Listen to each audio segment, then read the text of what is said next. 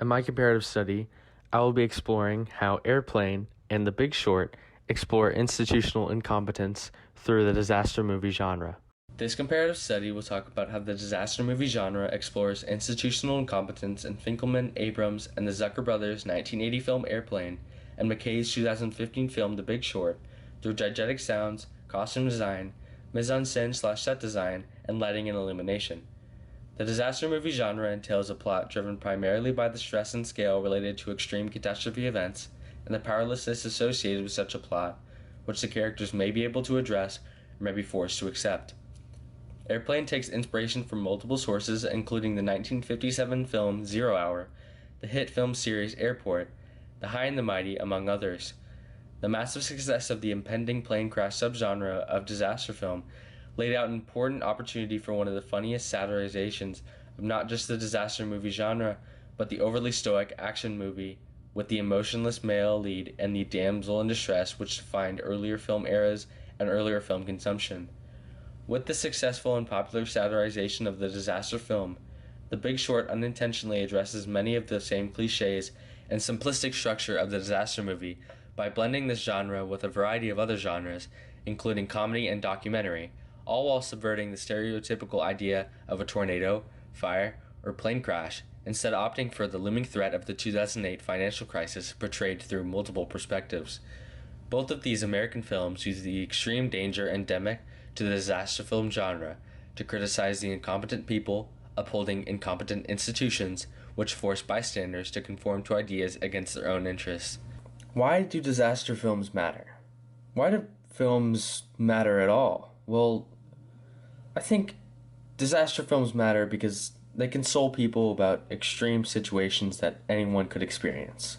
All disaster films, especially new fictional disaster films that border on dystopia, like Independence Day, show that despite the extreme disaster taking place, traditional hero roles and morals can be formed, lessons can be learned, and, most importantly, problems can be tackled. The disaster film traditionally acts as a beacon of hope and inspiration, which shows that humans can survive extreme situations that are thrown at them. The Big Short and Airplane are important because The Big Short inspires hope and serves as a call to action, but it's also ridden with despair. Airplane consoles people about extreme situations, but it does so not by overcoming the feat presented in the film, but joking and stumbling their way to a solution, which delegitimizes the threat. Both of the twists on these disaster films show how the evolution of the disaster film genre can be found by looking at these two trailblazers. Emphasized diegetic sounds are used as tools in both films to build a setting of absurdity. In Airplane, a very classy suburban home in which everyone is dressed quite nicely is contrasted with almost lion-like roars coming from the captain's dog. No, I'm in training program. As the captain comes down the stairs and gets ready in the mirror, he seems entirely unrushed and unbothered by what is happening to his airport driver.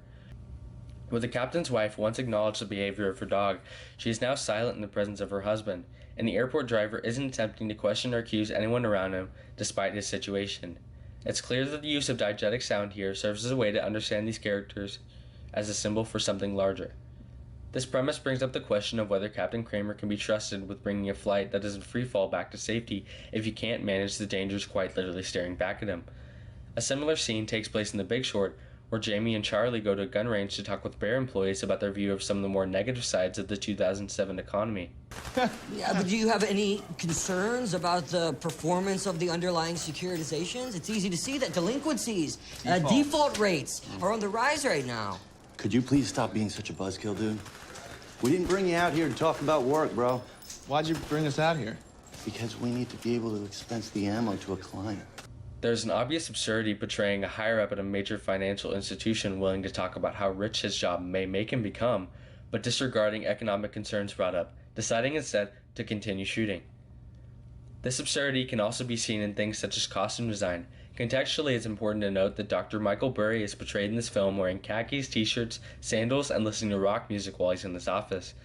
This scene is valuable for the viewer, therefore, because it strips down the threat that eventually comes to his office. From the get-go, Dr. Burry calls out the fact that he has received no phone call for the arrival, showing that their main objective coming directly to him is to give him no place to hide and have him explain his position. This film uses the costuming to put on full display how much of an underdog Dr. Bury is, and how much we really shouldn't be trusting him. Yet the entire film's character and plot messaging have shown that reliable financial gurus with fancy suits have no retaliations for people like Dr. Bury and their points against the strength of the housing market. This same stripping of authority stress is done in an airplane as well, where in this scene, Roger Murdoch is dragged out of the cockpit in what resembles a Los Angeles Lakers player uniform, hinting to the fact that Roger's character is earlier referenced to be Kareem Abdul-Jabbar, and is in fact played by Kareem himself. The fact that up until this point nobody recognized Kareem or questioned his authority and put him in control of the plane when he is shown to not be ready adds to the distrust of the institution's ability to keep order, especially when dealing with the already absurd situation of people passing out because of eating fish as opposed to steak. Mise-en-scène and the props that build up these environments are also crucial to bringing home the effective messaging. This scene from Airplane shows panic while the plane is in free fall, but there's a solution quite literally as simple as a flick of the lever. The blow-up doll serves as a visual representation of autopilot in planes. This technology, that if visible, would basically act as another person, was a wonderful critique looking ahead of its time about the role pilots really play in a world with planes that almost fly themselves. If a doll is prepared to hold the wheel in the way that pilots have the entire film, then there is a serious question posed of legitimacy. In The Big Short, this scene includes Jared Vanette pitching his ideas to Mark Baum and his team using Jenga blocks.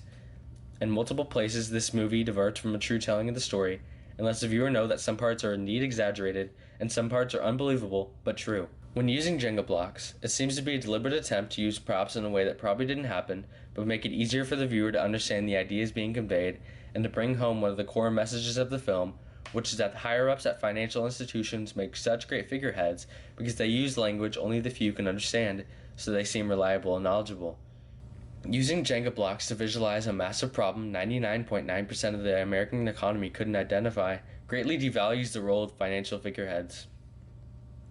In this scene from Airplane, this sequence of events uses light and the illumination as key features in the shot to prove its point.